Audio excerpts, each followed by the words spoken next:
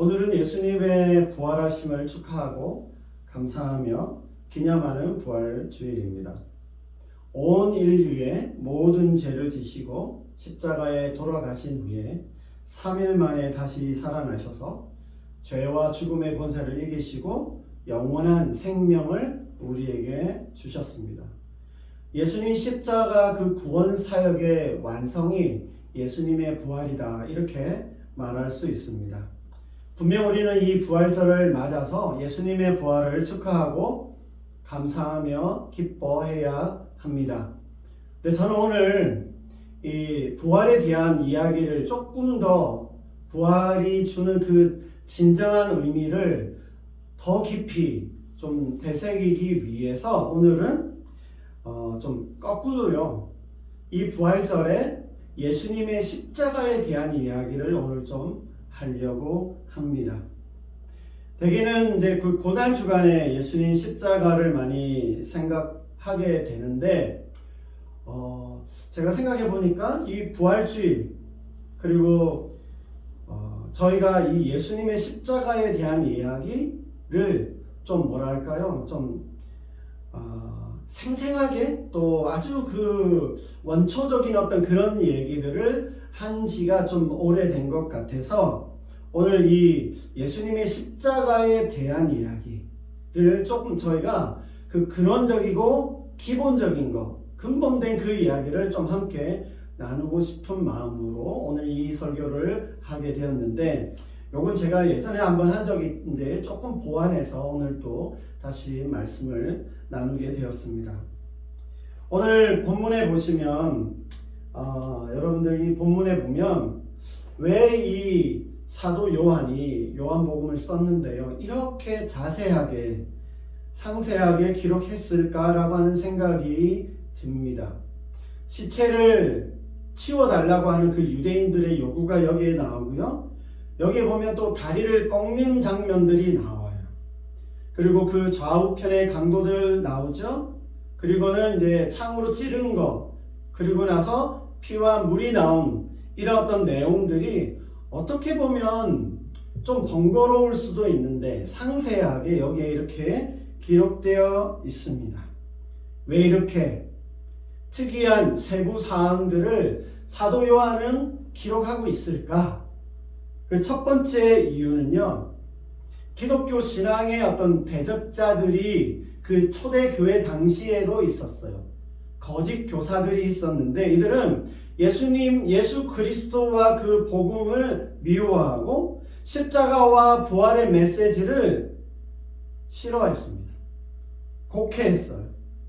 그들은 예수님은 십자가에 돌아가신 게 아니라 기절했을 뿐이다, 그러니까 살아났지. 제자들이 십자가에서 예수님의 몸을 일으키니까 예수님이 그때 회복되셔서 일어나셔서 살아나신 거지 죽으셨던 게 아니다. 근데 오늘 33절 말씀을 보시면 분명히 군병들을 통해서 예수님의 죽음을 명확하게 확인해 주고 있습니다. 그리고 이들은 또 뭐라고 이야기하냐면요, 그래서 영원하신 하나님의 아들이 이 땅에 오신 건 맞는데, 그래 그건 그렇다고 치자. 근데 정말로 사람이 되신 게 아니라고 이야기를 하는 거죠. 예수님의 신성은 인정하는데 예수님의 인성은 부정하는 겁니다. 예수님이 우리처럼 살과 뼈를 가지신 그 육신의 몸을 입고 계신 게 아니라 영험한 영적인 어떤 육체, 영체를 가지셨다고 이야기합니다. 신령하고 영적으로 예수님을 바라보고 있는 것이죠. 심지어 그래서요, 처녀 마리아에게서 나신 것도 아니다. 어떻게 그런 하찮은 인간의 속성을 가질 수 있냐? 그럴 수 없다라고 그렇게 이야기를 합니다. 이렇게 이야기하면 뭐가 돼요?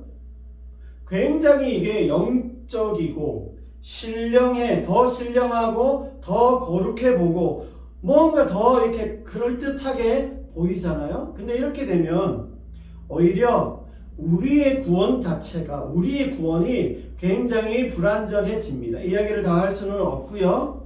아무튼 우리의 구원을 위해서는 예수님의 신성과 인성이라고 하는 이 두 가지가 다 완전하고도 철저하게 다 예수님에게서 나타나고 필요하다라고 하는 것입니다. 이처럼 예수님께서 정말로 돌아가신 게 아니시다, 예수님 진짜 죽으신 거 아니야 라고 하는 이런 어떤 주장, 거짓 주장들을 잠재우기 위해서 여기에 이렇게 상세하게 기록했다는 겁니다.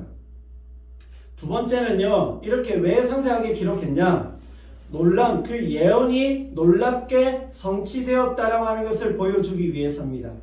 36절 말씀에 보시면 이 일어난 것은 그 뼈가 하나도 꺾이지 아니하리라 한 성경을 응하게 하려 하였다.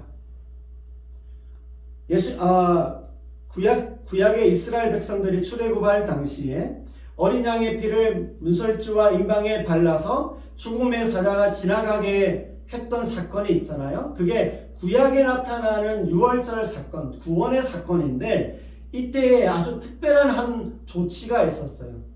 그게 뭐냐면 어린 양의 뼈를 꺾지 말라고 하는 특별한 지침이 있는데, 이 지침은 예언적 성격을 가지고 있어서 그게 예수님에게서 이루어졌다라고 하는 것을 보여줍니다. 그리고 시편들 중에 여러 예수님의 그 메시아에 대한 예언들이 거기에 있는데, 시편 34편 20절에 보면 그 뼈 중에 하나도 꺾이지 아니하노라라고 하는 구절이 있어요. 그러니까 구약에 나온 예수님의 어떤 예수님이 메시아이시고 그 십자가 구원 사역에 대해서 예언했던 게 이루어졌음을 보여주고 있습니다. 그렇다면 왜 이런 예언이 이루어지고 있다라고 하는 것을 여기에서 말하려고 했을까? 그것은 예수님이 진정한 그리스도, 예수님이 메시아가 되신다라고 하는 것을 보여주기 위해서 그랬다라고 하는 것입니다. 성경에 그리스도가, 메시아가 고난을 당하는데 그 고난 당하는 그리스도가 누구이시냐? 바로 예수님이시다라고 하는 것을 보여주고 알려주기 위해서 이렇게 기록하고 있다라고 하는 겁니다. 또한 이렇게 예언이 성취되었다라고 하는 사실이 뭘 의미하냐면, 예수님께서 십자가에 돌아가신 이 사건이 결코 우연이 아니다라고 하는 것을 보여줍니다. 예수님이 여차저차 이렇게 가다 보니까 십자가에 돌아가시게 됐어요. 이게 어떻게 보면 예수님에게도 또 하나님에게도 굉장히 당황스러운 시츄에이션일 수 있어요. 저는 생각지 않았던 일이 거기에 덜커덕 죽음이라고 하는 십자가를 지고 죽게 되는 이런 상황 가운데 내몰리신 게 아니다라고 하는 겁니다.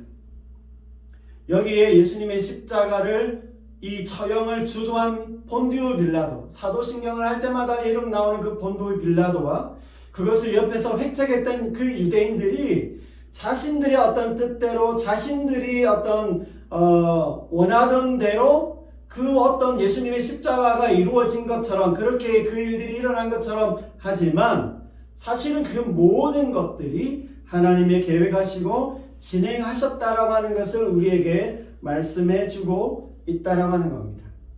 세 번째, 영원한 제사함을 주기 위한 예수님의 고통을 증거하기 위해서다라고 하는 겁니다. 이게 사실 오늘 제가 여기에 대해서 좀 집중적으로 말씀드리고 싶은 건데 이게 굉장히 중요합니다. 오늘 31절에서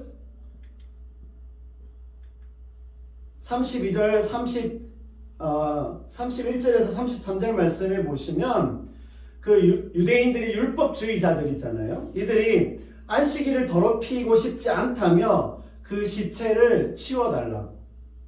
금요일날 돌아가셨으니까 토요일이 안식일이잖아요. 그러니까 그 안식일에 시체가 거기 있는 거 원하지 않는다, 치워달라고 요구를 했고, 총독 빌라도는 그래서 그 사람의 다리를 꺾어서 치우게 달라고 하는 그 유대인들의 요구를 그대로 들어줬습니다. 그래서 군병을 보냈어요. 그래서 거기 말씀해 보시면 큰 망치로 다리를 부러뜨려서 축 늘어지게 해서 숨을 빨리 끊어버리려고 했습니다.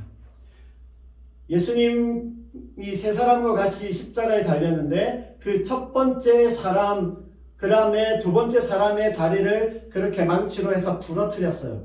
뼈를. 그러니까 축 늘어지게 되죠. 그러면 빨리 숨이 멈추게 됩니다. 그리고 이제 예수님 차례가 됐습니다. 33절에 보시면 예수님 차례가 돼서 예수님께로 가보았더니 거기 여기 기록이 뭐라고 되어 있어요? 이미 죽으신 것을 보고, 이미 예수님께서 돌아가셨기 때문에 다리를 꺾을 필요가 없었다라고 하는 겁니다. 근데 이때 예수님이 첫 번째 사람, 두 번째 다른 양편의 두 사람은 이미 숨을 거두었는데 아직 거두지 않았는데 예수님이 이미 거두신 것이 굉장히 특별한 경우래요. 십자가 저형은요, 왜 잔인하냐면, 잔인한 저형인데 왜 잔인하냐면 그 죽음에 이르기까지 굉장한 고통을 수반하는 그 느린 과정이에요. 15cm 정도에 되는 그 날카로운 못을 이 손바닥이나 아니면 이 손바닥은 잘 찢어지기 때문에 손바닥보다는 이 손목의 뼈 사이에 그렇게 박습니다. 그러고 나면 서서히 고통 가운데 한 2, 3일 정도에 걸쳐서 죽게 된대요. 그래서 그렇게 빨리 죽지 않았기 때문에 다리를 부러뜨려서 몸의 무게를 실려서 이렇게 축 늘어지게 해서 빨리 죽게 하려고 했던 겁니다. 그러니까 이미 예수님은 이렇게 이미 숨을 거두셨다고 나오는데, 거기에 어떤 예수님께서 그 십자가에 못 박혔거나 어떤 다른 이유 때문이 아니다라고 하는 것을 좀 우리가 생각해 볼 필요가 있어요. 어떤 사람들은, 옆에 있던 강도들은 그러니까 건장한 남자들이고 건강했기 때문에 아직 목숨이 붙어 있었고, 그래서 다리를 부러뜨려서 빨리 죽게 했을 텐데, 예수님은, 우리가 예수님 하면 호리호리하시고 유약하고 연약한 분, 그래서 십자가의 형틀을 다 견디지 못하시고 이미 죽으셨다고 그렇게 말들을 합니다. 근데 과연 그럴까요? 예수님이 그렇게 연약하셨을까? 여러분, 예수님의 직업이 뭔지 아세요? 예수님은 우리가 몫으로 알고 있지만 사실은 더 정확하게 이야기하면 석수공이었어요. 돌을 깨는 사람. 그러니까 사실은 땡볕에 구릿빛에 그 장 근육이, 노동의 그 근육이 있는 장 근육이 있는 30대 건장한 남성이셨습니다. 아니, 그래도 예수님이 심한 매질과 고문을 당하셨기 때문에 십자가를 못 지실 정도로 아마 지치셔서 그러셨을 거야, 그렇게도 이야기를 또 합니다. 근데 정말 그럴까요? 예수님의 그 죽으심의 원인이 무엇이었을까요? 왜 군병들이 예수님의 다리를 꺾을 필요가 없었을까요? 그게 34절에 나오는데, 여기 보시면 곧 피와 물이 나오더라. 이 피와 물에 힌트가 있다라고 하는 겁니다. 제가 이 피와 물에 대해서 사실 전문 지식이 없기 때문에 예전에 제가 학창시절에 로이드 존스 목사님이 이거에 대해 쓰셨던 글을 읽었어요. 제가 그 글을 읽고 나서 이거다 싶었어요. 제가 교회를 고3 때 다니면서 복음과 구원의 그 원리에 대해서 굉장히 많이, 사실 좀 많은 생각을 하게 됐고 여러 가지 것들을 많이 접하게 되었는데, 예수님의 죽으심에 대해서 이렇게 설명하는 로이드 존스 목사님의 글을 보고 너무 이거다라고 하는 생각이 들었거든요. 그래서 오늘 저희가 다시 한번 예수님의 이 죽으심에 대한 깊은 이해를 재확인하면 좋겠습니다. 방금 죽은 사람의 몸에서 이와 같이 피와 물이 나오는가? 그렇지 않다고 합니다. 어떻게 이게 가능할까? 제가 전문가가 아니기 때문에 정확하게 이렇게 저렇게 말씀을 못 드리겠지만, 로이드 존스 목사님의 그 결론은요, 심장이 파열되었기 때문에 가능하다. 심장이 파열되었을 때 가능하다. 그 당시 어떤 영국의 의학자들이 이것에 대해서 증명을 했다고도 덧붙여 놓으셨는데, 예수님께서 십자가상에서 말 그대로 심장이 파열되는 만큼의 그 고난을 당하셨기 때문에 이와 같은 일이 일어났다라고 이야기하는 겁니다. 예수님의 죽으심에 대한, 사인에 대한 여러 가지 주장들이 있어요. 근데 그 중에서 하나가 심장 파열인데, 제가 생각할 때도 이 심장 파열이 예수님의 죽으심의 원인, 예수님의 그 사인이 심장 파열이다라고 하는 것을 저도 그렇게 동의합니다. 정상적인 심장은 죽었을 때 파열되지도 않고요. 그 심실에 액체가 거의 없다고 합니다. 근데 심장이 파열되었을 때에 피와 물이 나온다고 그렇게 이야기를 합니다. 이 주장을 제가 그대로 받아들인 겁니다. 아무튼 그래서 여기서 군병들이 찔렀을 때 이 핏덩어리, 혈청, 그 물이 그렇게 나왔다는 것이고 심장 파열 때문에 그렇게 됐다라고 합니다. 근데요, 이런 경우도 굉장히 드물고 불가능하다라고 이야기들을 합니다. 자, 그렇다면 우리가 한번 생각해 보아야 됩니다. 이 피와 물이 나왔던 심장 파열의 그 원인이 무엇이었을까? 이거에 대해서 어떤 의학적으로 죽음의 이유와 원인에 대해서 상세하게 되어 설명을 할 건 아니고요. 조금 이거에 대한 설명을 조금 하면서 어떤 영적인 의미, 어떤 의미가 있는지에 대해서 좀 함께 말씀을 나누려고 합니다. 예수님은요, 십자가 사건 전후에 굉장히 어떤 강렬한 어떤 고통, 보기 드문 어떤 고통을 겪으셨다고 말할 수 있습니다. 우선 우리가 예수님께서 십자가 바로 십자가 체포되시는 그날에 그 직전에 겟세마네 동산에서 기도하셨던 걸 잘 알고 계실 겁니다. 그때 기도하실 때에 땀방울이, 복음서 저자가 땀방울이 핏방울이 되었다라고 이야기를 합니다. 이런 일이요, 단순하게 어떤 두려움이나 육체적인 어떤 죽음에 대한 것 때문에 위축될 때 일어나는 일이 아닐 것입니다. 감당할 수 없는 그 최악의 일이 일어날 것을 아셨기 때문에, 그래서 예수님께서 뭐라고 말씀하세요? 가능하다면, 그렇게 철저하게 하나님께 순종하였던 예수님께서 가능하다면 이 잔이 나에게서 거두어 달라고, 지나가게 해달라고 그렇게 기도하실 정도였습니다. 그리고 예수님께서 십자가에 달리셨습니다. 이때 예수님의 부르짖음이 뭐였어요? 엘리 엘리 사박다니, 나의 하나님 나의 하나님 어찌하여 나를 버리셨나이까? 라고 하셨습니다. 하나님과의 그 단절이 가져다 주는 고통이 너무 심하셨음을 우리가 알 수 있습니다. 그리고 마침내 숨을 거두실 때에 뭐라고 말씀하셨어요? 크게 소리 지르시고 영원히 떠나시다. 그런 어떤 하나님과의 그 버림받는 경험, 하나님과 분리되어지는 그 경험 속에서 오는 그 절규가 그 마지막 순간에 있었던 것을 알 수 있습니다. 그렇게 그 소리를 크게 지르셨다라고 하는 것은 심장이 파열될 만큼의 극심한 고통이 있었음을 짐작하게 해줍니다. 그 고뇌와 긴장과 고통이 심장이 터질 만큼 극심하고 너무 끔찍했다라고 하는 것을 알 수 있어요. 그 후에 군병이 예수님 옆구리를 찔렀을 때에 그 피와 물이 나왔다라고 하는 것입니다. 자, 그러면 조금 더 들어가 봅니다. 이와 같이 엄청난 고통의 원인은 무엇이었을까? 여러분, 죽음에 대한 어떤 일반적인 두려움 때문에 이렇게 되었을까요? 여러분, 그렇게 한다면요, 아마 그 죽음을 앞둔 그 순국 열사들, 또 순교자들이 있잖아요. 아마 이 사람들도 그래야 하지 않았을까요? 이 순교자들, 열사들도 이 죽음의 공포와 두려움이 없지는 않았을 겁니다. 그렇다고 이들이 심장에 파열이 일어난 것은 아니었던 겁니다.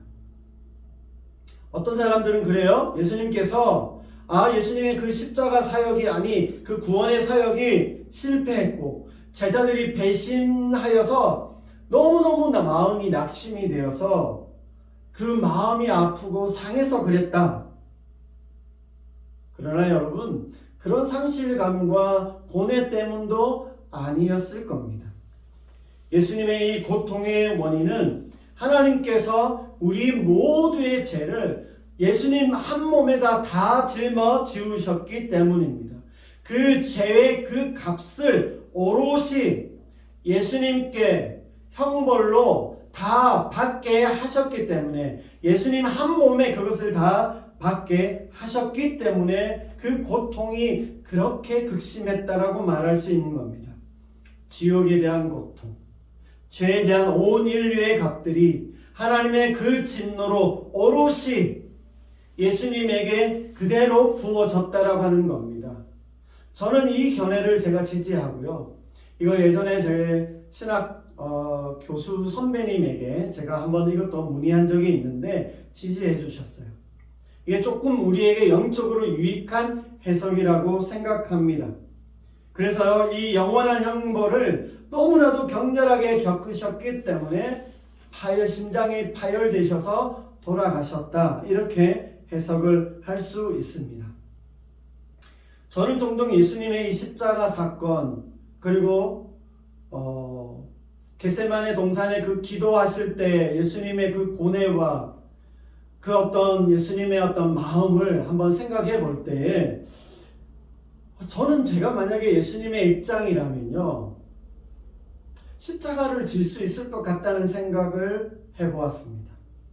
왜냐하면 예수님도 분명히 공생애 중에 부활하실 것에 대해서 알고 계셨고요, 제자들에게도 말씀을 해주셨어요. 부활이라는 게 뭐예요? 죽었다가 다시 살아나는 거잖아요. 3일 만에 다시 살아날 것을 예수님이 아셨어요. 그래서 잠깐만이라도, 잠깐 그 3일, 그 잠깐의 순간에 그 고통을 참으면 그 모든 것들이 다 바뀌어질 거고 완전 새롭게 되어질 텐데, 아니 예수님은 뭐가 그렇게 힘드셔서 겟세마네 동산에서 그렇게 두려워하시며 피눈물까지 흘리시며 기도를 하셨을까라고 하는 생각이 드는 거죠.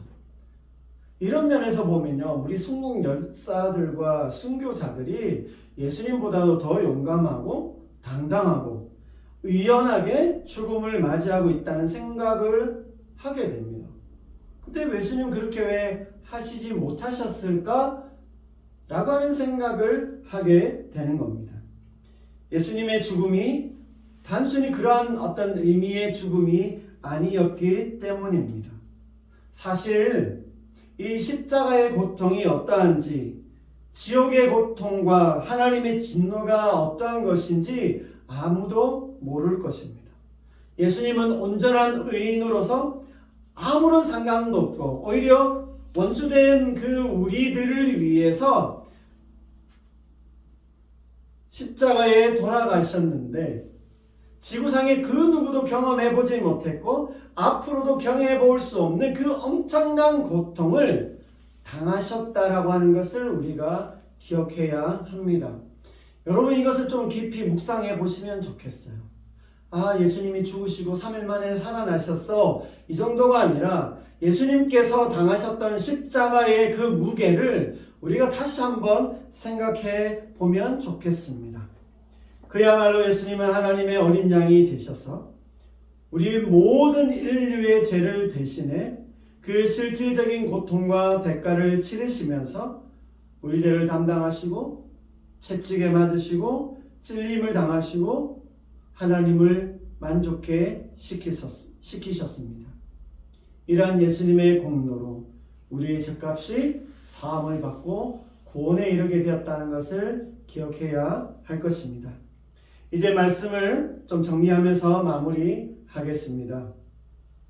오늘 예수님의 이 십자가의 죽으심에 대해서 다시 한번 말씀을 드리는 이유와 의도가 좀 있습니다. 앞에 말씀드린 것처럼 첫 번째로는 예수님의 죽으심에 대해서 우리가 조금 더 세밀하게 그 내용을 좀, 그것이 사실이었음을 좀 확인하는 시간을 다시 가지면 좋겠다라고 하는 생각에 말씀을 드렸어요.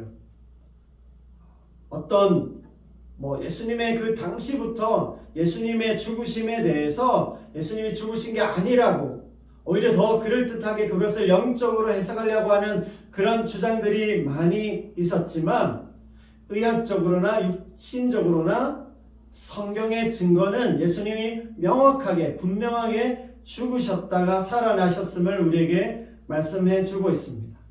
그리고 이런 예수님의 죽으심이 가지는 신학적, 영적인 의미에 대해서 우리가 다시 한번 명확한 이해와 확신을 가지고 있어야 한다라고 하는 것이에요. 왜냐하면 오늘날 세대 계속 그 세대를 이어오면서 이러한 어떤 예수님의 죽으심과 부활에 대한 여러 다른 주장들, 거짓된 주장들, 그런 의견들이 많이 있고 그것이 오늘날에는 더 많이 팽배해 있는 것이 사실이기 때문에 이 예수님의 죽으심에 대한 분명한 사실을 우리가 확신하고 그것을 다시 우리 마음에 기억해 두어야 할 것입니다.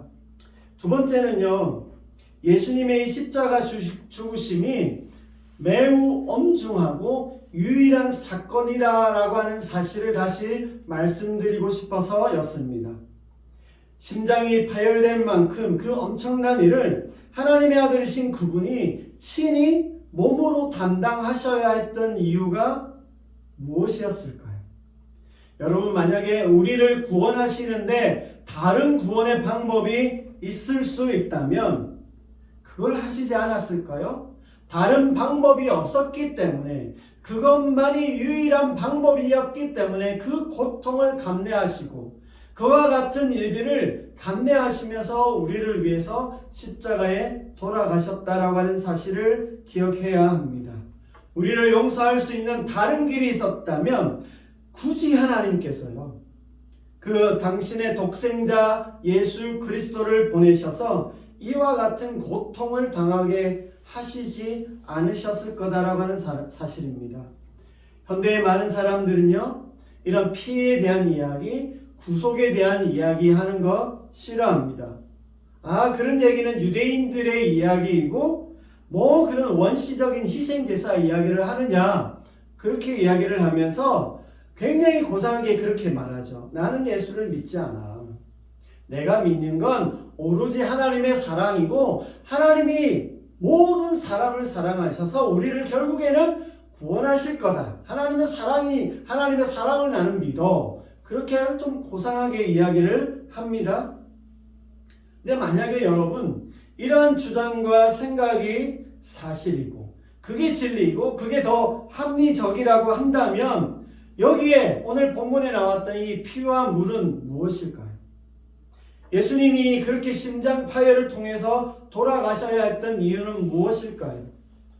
예수님께서 십자가를 지신 것이, 우리의 모든 죄를 대신하여 십자가에 돌아가신 그것이 우리에게 있는 유일한 길이고 온전한 길이고 완벽한 길이기 때문에 예수님께서 그와 같은 십자가를 지시는 일을 하신 겁니다.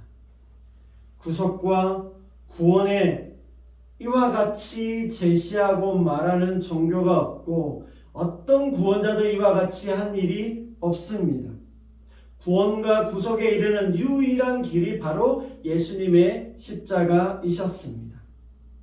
다른 방법이 있어서 더 고상한 철학과 방법이나 어떤 신적 능력이 가능했다면 하나님께서 굳이 예수님을 그와 같은 고뇌와 종합감을 경험하게 하지 않으셨을 것입니다. 그와 같은 놀라운 구원의 길을 하나님께서 우리 모두에게 다 열어놓으신 것이 사실입니다. 그 십자가를 바라보는 자, 그 십자가를 기대하고 의지하는 자에게 속죄와 속량의 그 효능이 있게 하나님께서 하셨다라고 하는 것을 기억해야 합니다. 우리의 신앙이라고 하는 것, 우리의 믿음이라고 하는 게 뭡니까? 그 십자가가 그렇게 속량하고 나를 구원하셨다라고 하는 것을 명확하게 믿는 것, 그래서 그 십자가를 의지하고 십자가를 바라보는 게 신앙이고 믿음이라고 말할 수 있습니다. 십자가를 의지하고 바라보는 것, 그거 단지 천국에 가는 수단으로만 우리에게 주신 것 아니라는 얘기 제가 계속 말씀을 드립니다. 우리가 천국 가는 그 여정에서 이 세상에서 살아가는 그 모든 문제들에 대해서 이기게 하시는 능력이 되기도 하는 것이 십자가다라고 하는 것을 항상 기억해야 합니다. 세 번째는요, 십자가를 통한 속량함이 그래서 예수님의 사랑과 희생과 선택이었음을 다시 한번 우리가 확인하고 우리 마음속에 확실하게 가지고 있어야 한다라고 하는 겁니다. 예수님 십자가의 속량과 이후에 그 어떤 이유와 목적을 우리가 좀 재확인하면서 우리의 삶과 인생이 다시 좀 변화되고 회복된 그 인생으로 나아갈 것에 대해서 우리 안에 소망이 되면 좋겠어요. 변화와 회복된 인생이 될 것에 대한 그 어떤 그것이 우리의 비전이 되면 좋겠고요. 그래서 우리의 일상과 현실의 그 모든 삶에서 그런 어떤 실질적으로 우리가 누리는 그 삶으로 확장되어져 가는 그런 삶이 우리에게 나타나면 좋겠습니다. 이것이야말로 진정한 부활의 목적이고 이유가 된다라고 말할 수 있습니다.